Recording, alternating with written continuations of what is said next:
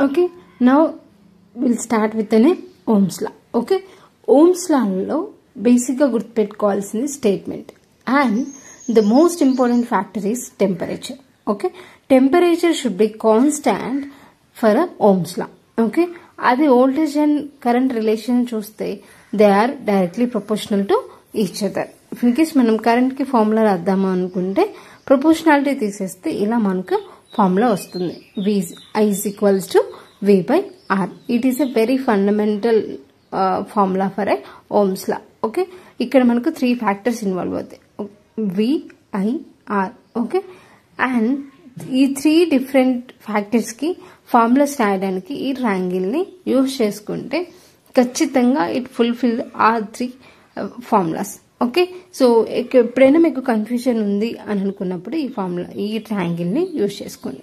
Okay, ఇలా మనం ఏదైతే ఫ్యాక్టర్ని అడుగుతున్నారో ఆ ఫ్యాక్టర్ నుంచి చూస్తే రిమైనింగ్ ఉన్న టర్మ్స్ నుంచి మనకు ఫార్ములా అనేది గెట్ అవుతుంది. ఇలా మనకు ఈ 3 ఫ్యాక్టర్స్ కి ఫార్ములా రాయొచ్చు ఈ ట్రయాంగిల్ ని యూజ్ చేసుకొని. ఓకేనా, మీకు నేర్చుకునే టైంలో అయితే ఈ ట్రయాంగిల్ యూజ్ అవుతుంది. ఫర్దర్ గా ఇట్ ఈస్ వెరీ బేసిక్ కాబట్టి మనకి ట్రయాంగిల్ తో అంత పనేమి ఉండదు. ఓకేనా, సో ఇప్పుడు extension of resistance the resistivity. Okay, how we can define the resistivity అని అంటే the resistance offered per 1 metre length and per 1 metre square cross section of area.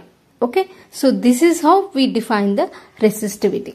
ఓకేనా, సో ఈ రెసిస్టివిటీకి యూనిట్స్ ఏంటి అని అంటే ఓమ్ పర్ మీటర్ అని చెప్పొచ్చు అనమాట. ఓకే, సో రెసిస్టెన్స్ పర్ అనే metre length per 1 metre length and 1 metre square area of cross section. Okay, ఈ 2 టర్మ్స్ మాత్రం ఖచ్చితంగా గుర్తుండాలి. ఓకేనా, so let's discuss Ohm's law limitations గురించి మాట్లాడుకుందాం.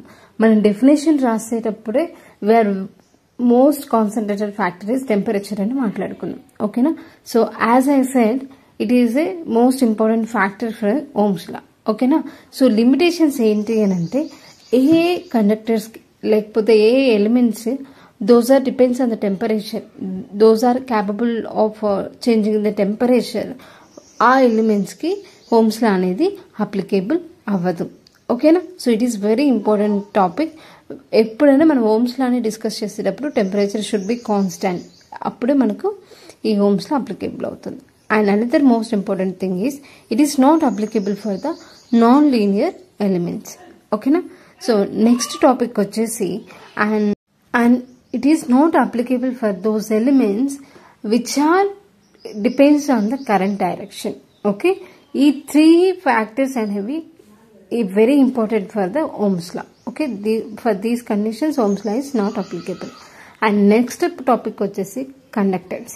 ఓకే, సో మనం ఇందాకే చూసాము extension of the resistance is resistivity and reciprocal of resistance is conductance.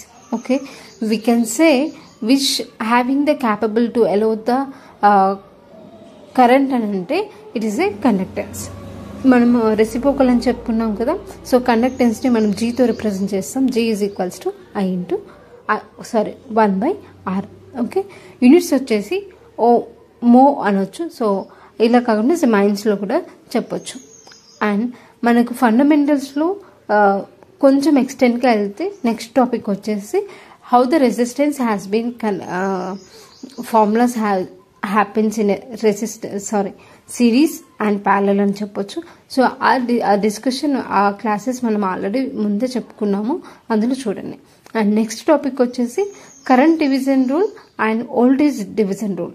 ఈ 2 టాపిక్స్ మీద మనము మన ఛానల్లో ఆల్రెడీ వీడియోస్ అనేవి చేసి ఉన్నాయి. సో వాటిని రిఫర్ చేస్తే మీరు ఫండమెంటల్స్ అన్ని కవర్ చేసినట్లే.